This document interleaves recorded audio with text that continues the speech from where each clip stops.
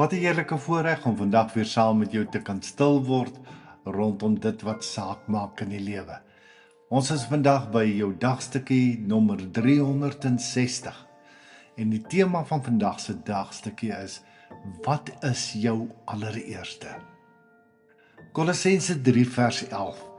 Hier is dit nie van belang of iemand Griek of Jood is nie, besny of nie besny nie, andertalige, onbeskaaf, slaaf of vry nie.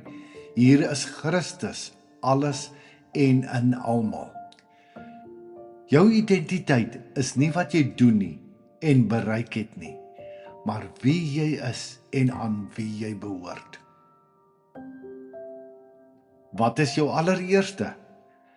Elkeen van ons dra so 'n onsigbare ek is naamplaatjie, name tag rond. Ek is 'n Afrikaner, ek is 'n sakeman, ek is 'n ma, ek is 'n bloubil ondersteuner, ek is 'n introvert. Ek is, noem maar op. Dis soos 'n klomp laagklere wat oor jare aangetrek is. Party pas nog mooi, party anders span styf en het gekrimp soos die somersklere na die winter. Party dra jy nog steeds want, hoewel hulle oud en uit die mode is, dra hulle tog so lekker. Maar dan, soos die verlore seun se pa, kom Jesus en hy trek nie net 'n nuwe baadjie oor jou ou klere nie. Hy gee vir jou 'n splinter nuwe identiteitskleed, kind van God. Dis nie net nog 'n ek is baadjie om by te voeg nie.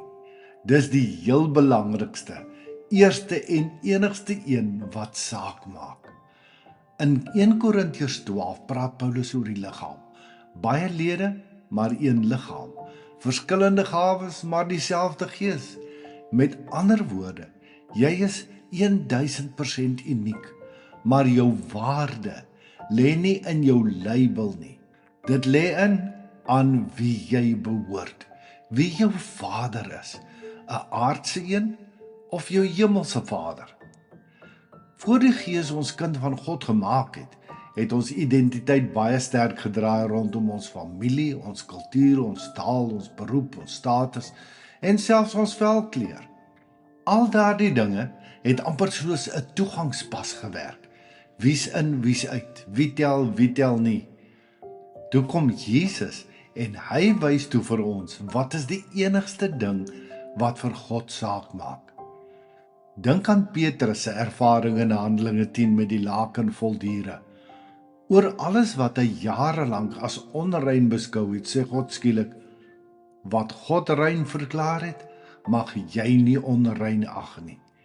Petrus se visioen het nie net oor kos gegaan nie, maar ook oor mense, oor identiteit en aan wie jy behoort. Skielik was daar nie meer ons en hulle nie, net God se kinders, sy familie. Kom ons wees eerlik met onsself. As jy jouself voorstel, wat kom eerste uit jou mond? Wat wil jy hê moet mense van jou weet? Ek is 'n wat? Want Jesus sê in Matteus 6 vers 33, soek allereers die koninkryk van God. Nie tweede nie, nie nadat jy jou loopbaan, status of image blink gepolish het nie. Eerste. Heel eerste moet wees, ek is 'n kind van God wat onder sy gesag in sy koninkryk leef. Alles anders vloei daaruit. Dis amper soos 'n fontein. As die bron suiwer is, vloei daar skoon water. As die bron nie suiwer is nie, help dit nie jy verf die pype nie. Paulus sê eintlik, ek en jy is deel van God se liggaam en ons identiteit is nie gebou op kultuur of status nie, maar op Christus. Wanneer jy jou allereerste reg kry, begin jy anders kyk na ander mense.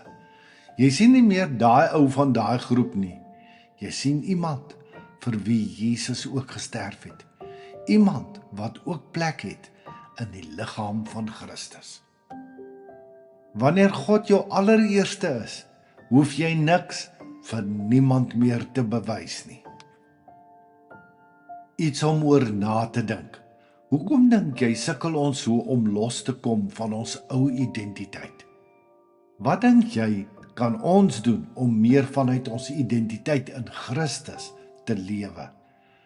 Hoe gaan jy vandag begin om met God se oë na ander te kyk as deel van sy liggaam? Here, help my om voor alles my identiteit in U te vind en om dan op te hou om die wêreld te probeer beïndruk. Leer my om vanuit U waarheid te leef en om ander te sien soos wat U hulle sien. Amen. Kom ek en jy gaan leef as koningskinders onder die gesag van ons hoof Jesus Christus tot eer van God en sy koninkryk. Die Here seën vir jou. Liefde groete, Shaal Botha.